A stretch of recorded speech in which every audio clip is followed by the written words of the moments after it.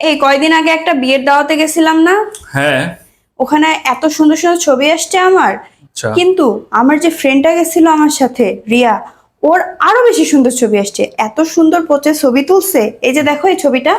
ছবি আমার দেখতে হবে না, তুমি হচ্ছে অনেক সুন্দর, অনেক ভালো ছবি আসে, তোমার দেখতে হবে না আমি আমার। তো জানি আমি সুন্দর, কিন্তু ওর এই ছবিটাতে অনেক সুন্দর লাগতেছে, একবার তুমি দেখো হচ্ছে না। অনেক সুন্দর, হাজার গুণে সুন্দর, আমি ছবি দেখে কি করব? না না, আমি না না না, বলতেছিলাম যে তোমাকে বলতে হবে না, আমি তো বললাম তুমি হচ্ছে অনেক সুন্দর, আমি দেখতেই চাই না।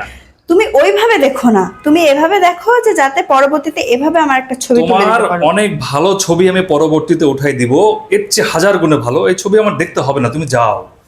ধুর, একটা ছবি দেখাইতে চাইলাম সেটাও দেখলো না।